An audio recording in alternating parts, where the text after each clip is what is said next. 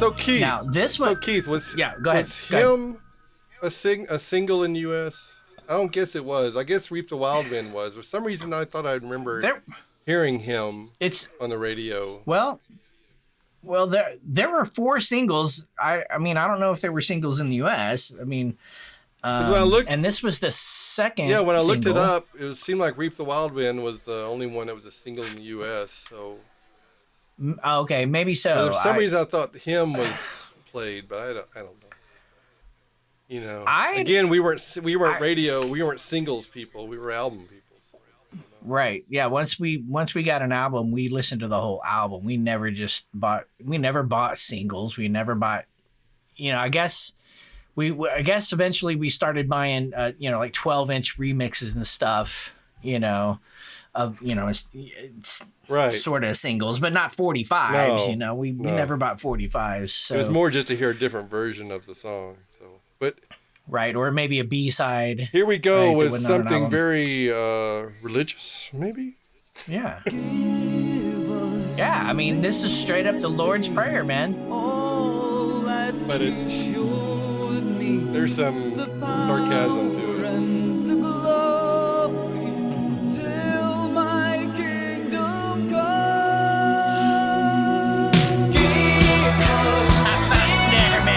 As soon as Warren plays that snare, man, it's like, all right, we're going.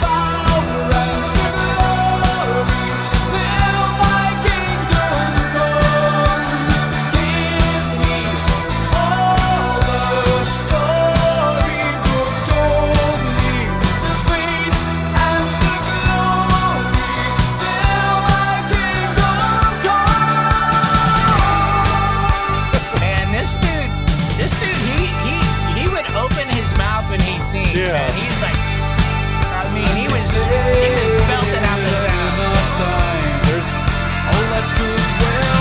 This is beautiful. I love this. I love the verses, the melodies. Another big ass freaking bass. Yes. Electric bass guitar. Different words said in different ways have other meanings from he who said.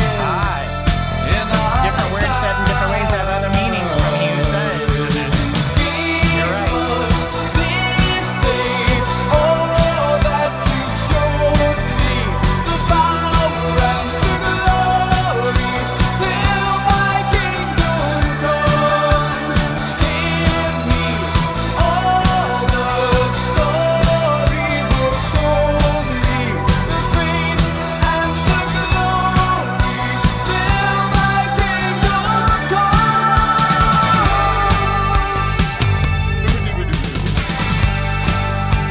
Cool guitar right here. Kind of Andy Summers police guitar sound. Really. This is a cool jammer, man.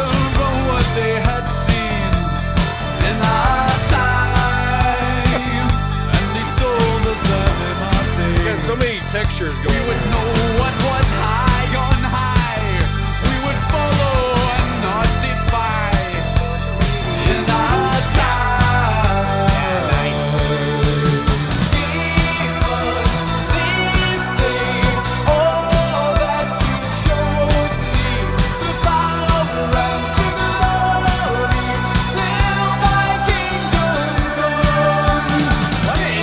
I mean, I always sing along with this, Yeah. This is a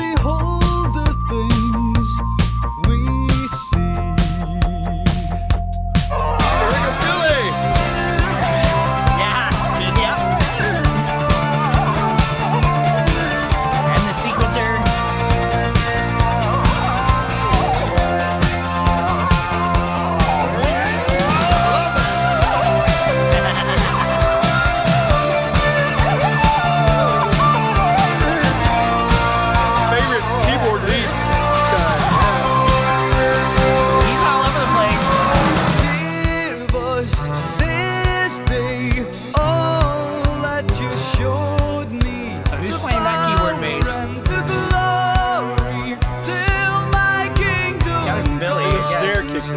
Give me a storybook told me the faith and the glory. Yeah, the Warren Kahn, the backing vocals.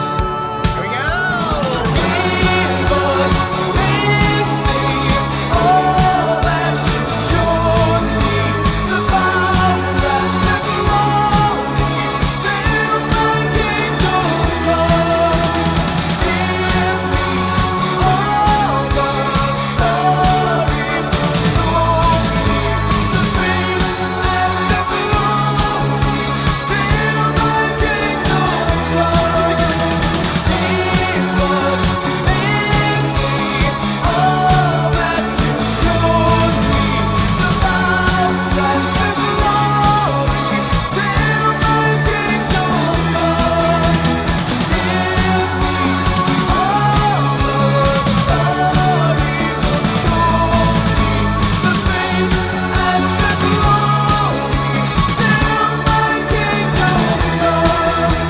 Give us this thing, all that you showed me, the power and the glory, till my kingdom comes. That is so freaking huge, man. 4 guys. That is just a freaking huge song. It sounds like a you know, like a 100 voice choir, Yep. you know, and 100-piece orchestra. You know, you know, it was just a freaking wall of sound. Oh, 4 guys, you know. so this George Martin, the Beatles producer George Martin, I saw where like just before this, he was working with America. You know, America, you know, kind of folksish. A horse with no name. Yeah. And it was just like, he went from that to this. That's quite a stretch. And it was kind of like, why did he do that? And why did they do that? They were working with Connie Plank, you know, their previous 3 albums. guy, and you know, and I thought that was working out fine. Krautrock. In fact, Warren Kahn said it didn't quite turn out the way they had imagined. Yeah. He seemed a little disappointed. Perhaps George was tired, or perhaps he was. And Warren Kahn said they may have been suffering from their own misconceptions about who they were and what they were. And their expectations from George Martin and how he might. Right. He was hoping that they were inspired. He would help inspire them with new sonic realms of possibility. But he said, you know, he said he wouldn't trade it for anything. He said he would sit there, you know, during the middle of their sessions and thought, wow, well, pinch me. I'm working with George Martin and Jeff Emmerich, the famous engineer who worked with the Beatles. Who made Sgt. Pepper. You know, it's like, yeah.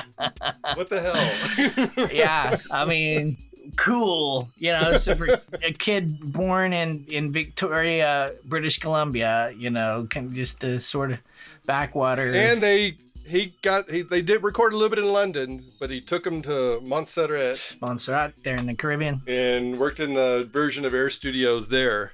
You know, in fact, there's a documentary on Monument, which was the live tour. The tour after this, and in that documentary, you have footage of them hanging around at the pool and swimming, and life is rough. Yeah, life is rough. Life is rough. This was luckily before the volcano that destroyed. Well, Hurricane Hugo in '89 and the volcano in '97 that completely destroyed the place. I went on Google Maps and looked up Air Studios Montserrat, and you can zoom in on it, and it's it's. Oh, there's pictures of what it's like completely. Now. Yeah, it's the jungle's taking over. Is over. Yeah, exactly. Yeah. And apparently Midge had a house on Montserrat too that he lost during that, I didn't know that. Volcano. Oh, side note, do you know how Midge got his name? Because his name is James Earl. One of the early bands he was in, there was too many Jims in the band, so one of the Jims said, "Hey, if we turn your name backwards, it would be Midge." M-I-J. So from then on, You're he's not gone Jim, by you're Midge. Midger. I was expecting a stupid little story like that on the Great Midger. Too many Jim. In the Scottish bands, too many Jims. Too many Jims. Call you We need 'em. Midge. We're gonna flip you around. You're still Jim, but Jim backwards.